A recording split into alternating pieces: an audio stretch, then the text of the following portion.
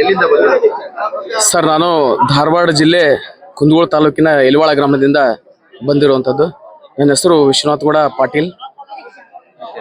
ಈ ಒಂದು ಇತ್ತೀಚಿನ ಬೆಳವಣಿಗೆಗೆ ಅದಕ್ಕೋಸ್ಕರನೇ ನಾನು ನಿನ್ನೆ ಬೆಳಗ್ಗೆ ಬಂದಿದ್ದೀನಿ. ನಾನು ಯಾವಾಗಲೂ ಧರ್ಮಕ್ಷೇತ್ರ, ಈ ಪುಣ್ಯಕ್ಷೇತ್ರದ ಒಂದು ಪರಮ ಭಕ್ತ. ನಾನು ಧರ್ಮಸ್ಥಳ ಮಂಜುನಾಥ ಸ್ವಾಮಿ ಒಂದು ಕೃಪೆ ಆಶೀರ್ವಾದ ಸದಾ ನಂಬಿದ ಭಕ್ತರ ಮೇಲೆ ಸದಾ ಇದ್ದೇ ಇದೆ. ಇಲ್ಲಿ ಬರುವಂತಹ ಅಸಂಖ್ಯ ಭಕ್ತರು ಅವರುಗಳ ನಂಬಿಕೆ, ಧಾರ್ಮಿಕ ಶ್ರದ್ಧೆ, ಭಾವನೆಗಳಿಗೆ ಈ ಒಂದು ಧರ್ಮಸ್ಥಳದ ಐತಿಹಾಸಿಕತೆ, ಪುರಾತನತೆಗೆ ಧಕ್ಕೆ ತರಬೇಕು ಅನ್ನುವ ಉದ್ದೇಶದಿಂದ ಷಡ್ಯಂತ್ರಗಳು, ವಿರೋಧಿಗಳು, ನಗರ ನಕ್ಸಲರು, ಎಡಚರು, ಜಿಹಾದಿಗಳು ಇವರೆಲ್ಲರೂ ತಂಡಗಳನ್ನ ಕಟ್ಟಿಕೊಂಡು ಒಂದೊಂದೇ ಆಗಿ ನಾಟಕದ ಪಾತ್ರವನ್ನ ತೆರೆ ಮೇಲೆ ತೋರಿಸುವ ರೀತಿಯಲ್ಲಿ ಹೊರಗಡೆ ತೋರಿಸ್ತಾ ಇದ್ದಾರೆ. ಇವರು ಮಾಡುವಂತಹ ಎಲ್ಲಾ ನಾಟಕಗಳು ಸಾಮಾನ್ಯ ಜನರಿಗೆ ಗೊತ್ತಿದೆ, ಆದರೆ ರಾಜ್ಯ ಸರ್ಕಾರಕ್ಕೆ ಗೊತ್ತಿದೆಯೋ ಇಲ್ಲೋ. ಯಾಕಂದ್ರೆ ಅವರ ನಡವಳಿಕೆ ತುಂಬಾ ಅನುಮಾನಾಸ್ಪದವಾಗಿದೆ. ಯಾಕಂದ್ರೆ ರಾಜ್ಯದ ಮುಖ್ಯಮಂತ್ರಿ, ಗೃಹ ಮಂತ್ರಿ ಏನೂ ಗೊತ್ತಿಲ್ಲ ಅಂತ ಹೇಳುವ ಗೃಹ ಮಂತ್ರಿ ಈ ಒಂದು ನಾಟಕವನ್ನ ನೋಡಿಕೊಂಡು ದೂರದಲ್ಲೇ ಸುಮ್ಮನೆ ಕಣ್ಣು ಮುಚ್ಚಿ ಕುಳಿತುಕೊಂಡಿದ್ದಾರೆ ಅನ್ನುವಂತಹ ಒಂದು ಭಾವನೆ ನಮ್ಮೆಲ್ಲರಲ್ಲೂ ಮೂಡ್ತಾ ಇದೆ.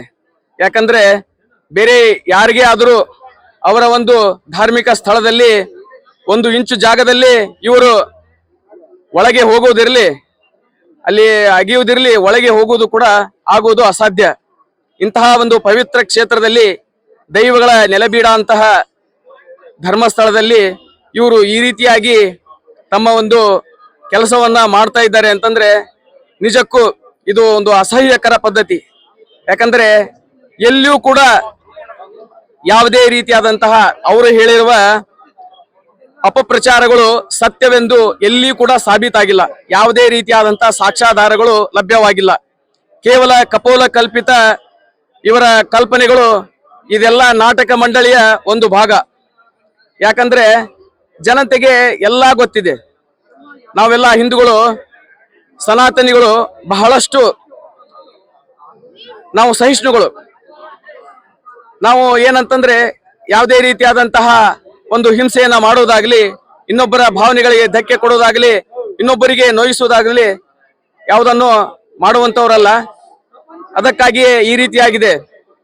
ಇವರ ಉದ್ದೇಶ ಒಂದೇ, ಏನಂತಂದ್ರೆ ನಮ್ಮನ್ನ ಹಿಂದೂಗಳನ್ನ ಒಡೆಯುವುದು, ನಮ್ಮ ಧಾರ್ಮಿಕ ಭಾವನೆಗಳ ಮೇಲೆ, ಶ್ರದ್ಧಾ ಕೇಂದ್ರಗಳ ಮೇಲೆ ಅವಹೇಳನ ಮಾಡಿ ಆ ಮುಖಾಂತರ ಷಡ್ಯಂತ್ರಗಳನ್ನ ರಚಿಸಿ ನಮ್ಮ ಭಾವನೆಗಳಿಗೆ ಧಕ್ಕೆ ಉಂಟು ಮಾಡಿ ನಮ್ಮನ್ನ ಒಡೆದು ಆ ಒಂದು ತಮ್ಮ ಒಂದು ಏನು ಮತಾಂತರ ಆಗಲಿ, ತಮ್ಮ ಒಂದು ಏನು ಕೆಲಸ ಮಾಡಬೇಕಲ್ಲ ಆ ಯೋಜನೆ ಹಾಕಿಕೊಂಡಿದ್ದಾರೆ, ಅದನ್ನ ಹೇರಬೇಕು ಅನ್ನುವಂಥದ್ದು ಇವರ ಯೋಚನೆ. ಬಟ್ ಆದ್ರೆ ಇದು ಸಾಧ್ಯನೇ ಇಲ್ಲ. ಯಾಕಂತಂದ್ರೆ ಹಿಂದೆ ಈಗೇನ ಆಪಾದನೆ ಮಾಡಿದಂತಹ ಈ ಗಮಾರ ಸಮೀರ, ತಲೆಕೆಟ್ಟ ತಿಮರೋಡಿ,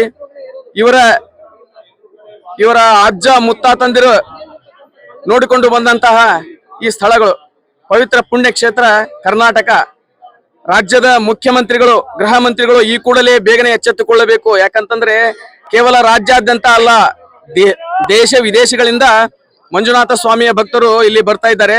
ಅವರೆಲ್ಲವನ್ನ ಇಲ್ಲಿ ಗಮನಿಸ್ತಾ ಇದ್ದಾರೆ. ಅವರ ಆಕ್ರೋಶದ ಕಟ್ಟೆ ಒಡೆಯುವ ಮುನ್ನ ಈ ಎಲ್ಲಾ 3 ಮಂದಿ, ಮಟ್ಟಣ್ಣವರ ತಿಮರೋಡಿ ಮತ್ತು ಈ ಸಮೀರ, ಇವರೆಲ್ಲರನ್ನ ಬೇಗನೆ ಬಂಧನ ಮಾಡಿ ಅವರನ್ನ ಚೆನ್ನಾಗಿ ಈ ಬಾಂಬೆ ಕಟ್ಟು ಅದು ಇದೆ ಅಂತ ಹೇಳ್ತಲ್ಲ, ಅದನ್ನ ಮೊದಲನೇ ಪ್ರಯೋಗ ಮಾಡಿಬಿಟ್ಟಿದ್ರೆ ಈ ರೀತಿಯಾದಂತಹ ಒಂದು ಅಸಹ್ಯಕರ ಸ್ಥಿತಿಯನ್ನ ನಾವು ನೋಡುವಂತ ಪರಿಸ್ಥಿತಿ ಬರ್ತಾ ಇರಲಿಲ್ಲ.